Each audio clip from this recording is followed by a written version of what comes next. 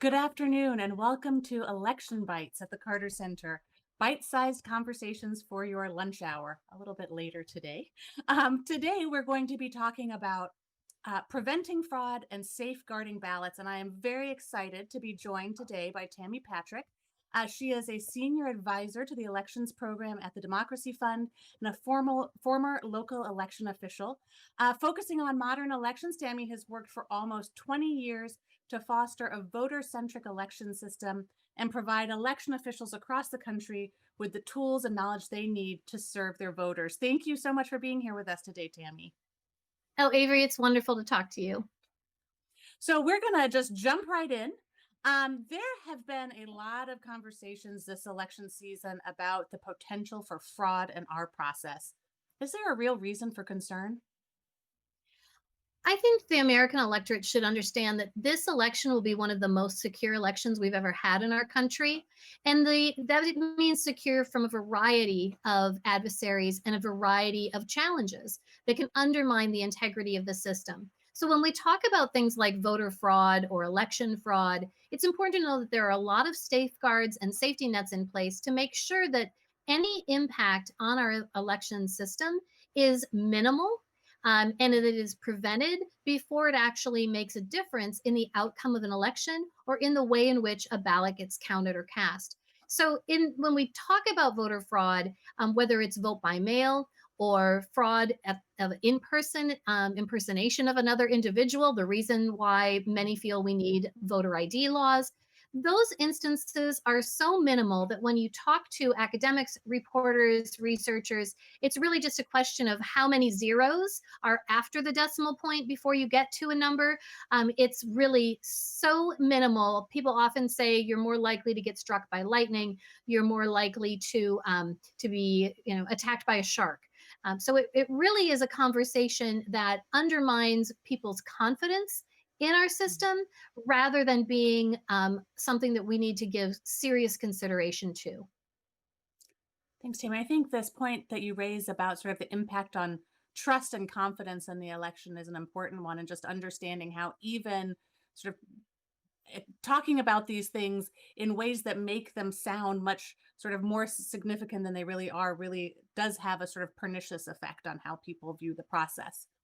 In a lot of the public discourse, there appears to be almost a dichotomy between sort of security and fraud prevention on the one hand and promoting and expanding voting rights on the other. Can you speak to this and maybe tell us a little bit more about how election administrators may actually be working to do both things at once, preventing fraud and expanding voter rights?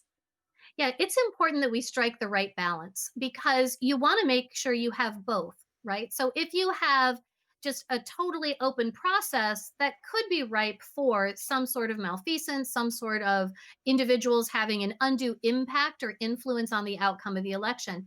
But if you make it so secure, individuals who are eligible and entitled to participate may be restricted from doing so.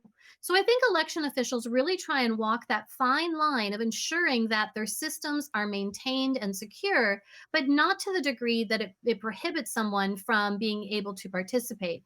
And we see this sort of balancing act in the way in which our elections are conducted so that we have the ability to identify if there is a problem, to recover if there is an issue, and to remedy and resolve any problems that might arise. So that's where having conversations around post election audits and testing our voting equipment with logic and accuracy tests before the election. All of these things are very critical in maintaining that accuracy and the integrity of the process. I was talking to someone not too long ago who described the electoral process as the most logistically complex thing that a state ever does besides going to war. And I think a lot of people don't understand necessarily that when they turn up to vote on election day, there are so many processes and procedures that have taken place to make sure that their ballot is safe and secure, that it's really important for people like you and me to explain to people all the steps. I know that I have learned a lot from being a poll worker myself about all those steps that are I happening think before and after. that's the sign of a system working. If you don't know all the weedy complexities of what happens, how did your name get on the signature roster when you go to vote, what happens, how did those names get on the ballot. If you are not conversant in all of the minutia that goes into election administration, that means that it's serving you well, because it's only when there are problems, when there's an issue with your voter registration and you have to vote that provisional ballot, that maybe you become aware of some of those complexities. So I think it's great, on the one hand, that voters, for the most part, it's a seamless process. But we need to make sure it's that way for all voters across the board. So, thinking about sort of categories of voters, military and overseas voters have been voting by mail for many years. What are some of the ways that election administrators have facilitated this process and secured the vote by mail process, not just for those who are overseas, but also people who are voting within our geographic boundaries? Military and overseas voters, particularly military voters, were the genesis of voting by mail. We started voting by mail in the Civil War under President Lincoln in order to make sure that soldiers had the ability to participate in the presidential election. So there are a variety of ways in which those voters are being served in this moment where we have a global pandemic, and there have in fact been restrictions on some of the postal delivery outside of the country. So a lot of that's because we have mail that normally goes on commercial flights. If those commercial flights are not flying, there's mail that's not being delivered. But a few years ago, there was something called the MOVE Act, and it said that all military and overseas voters have the right to receive their ballot electronically. So at least those voters all around the globe have the ability to receive their ballot via, say, an email or downloading it from a secure portal. It's in the return of that ballot globally that some voters are having some problems. So the State Department, the Federal Voting Assistance Program, the U.S. Postal Service, Military Postal Service have all kind of stepped in this moment and worked together to identify how can we make sure that those voters still have the ability to return that ballot, the physical ballot, for the majority of states that require that.